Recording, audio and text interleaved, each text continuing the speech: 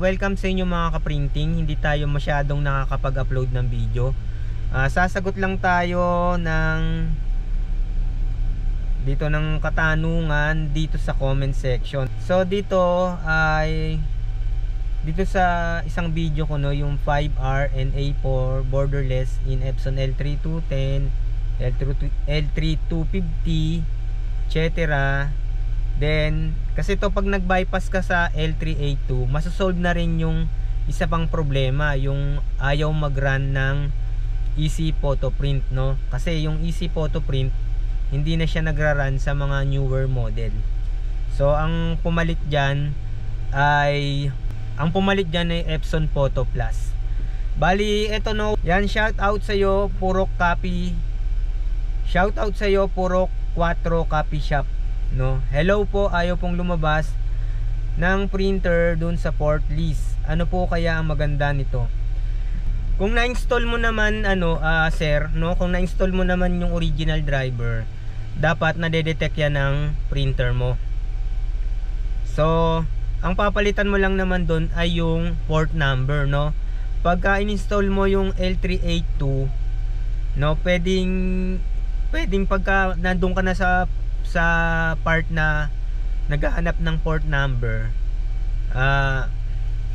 make sure na naka-turn on yung printer, no, tsaka naka-plug yung USB, no. Kung nade-detect siya, walang problema dun sa printer mo. Kung nade-detect siya kapag yung orig driver lang, no, dapat makikita siya doon. Ngayon kung hindi siya nakikita doon, makikita mo yung port number niya, no, sa properties. Makikita mo yung port number, ililipat mo lang sa Epson L382, no. Pwedeng ka muna, dummy port number, no, yung LPT1, then ayusin mo na lang, pwedeng ganun. Or pwedeng pag install mo, dun mo na ilagay, dun mo na iset yung port number nung original driver. So dapat hindi magkakaproblema to, no, kung naka-install naman ng maayos yung original driver. Hindi mo naman kasi uninstall o aalisin yung original driver, no. Kumbaga kukunin mo lang yung port number nito para mailipat dun sa L382. Yan. Bali pag magpiprint ka ng A4, no, tsaka 5R, doon ka na magpiprint sa Epson L382. Pero sa case ko, ako na-try ko yung L3210 ko, nakakapag-print din naman ako doon sa original driver, no.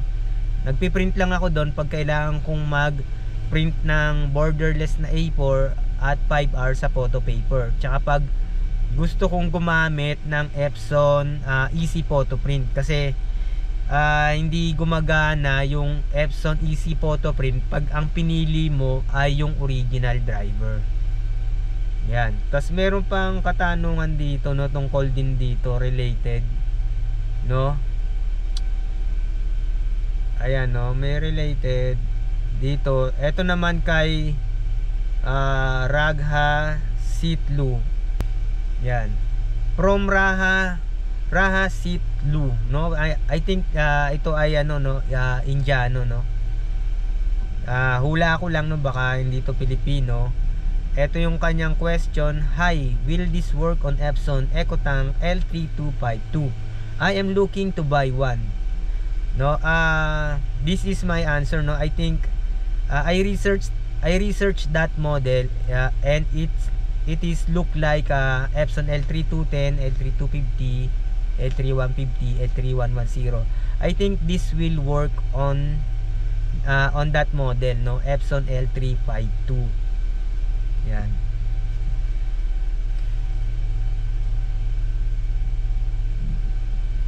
Then may related pa dito, no, may related pa dito.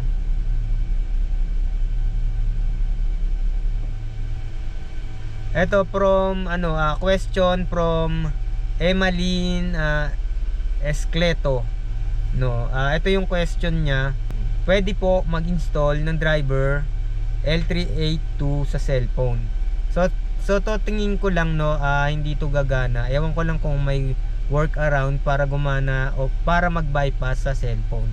Kasi kailangan mo mag-install dito ng Epson iPrint Noco Print o iba pang third party software. Na-try ko na yung Noco Print, no, meron akong video diyan, nakakapag-print ako, pero wala siyang option na ano na tulad sa computer, no, na ah, merong matte, merong glossy, merong high settings, no. Hindi, limited lang yung settings ng printer, no. Kaya ang tingin ko yung mga Noco Print, no, iPrint ay ano lang, no, okay lang siya sa document printing. Kasi karaniwan ng software na to, no, yung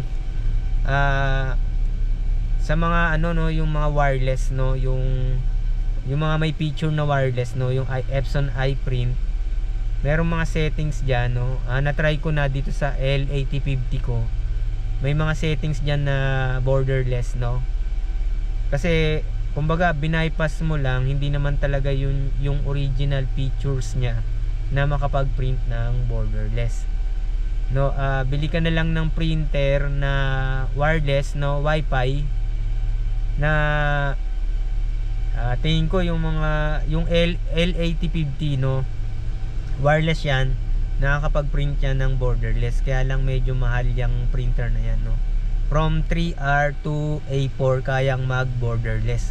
Pero kung yung mga yung mga Epson L3210, L3150, no, alam ko L3150 wireless to, tsaka yung L3250 tsaka L5290 wireless yan, pero hindi ako sigurado kung kayang mag-bypass ng L3A2, kasi makakapag-print ka din naman dyan ng borderless.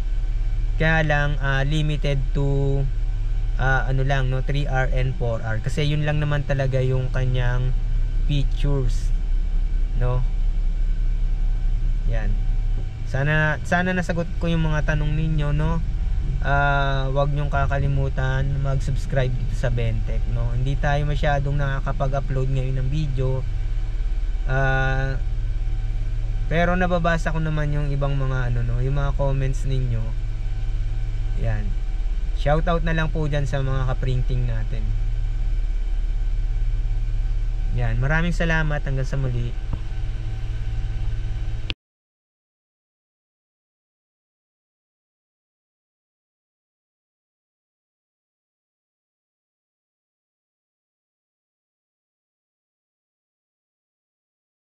Yan.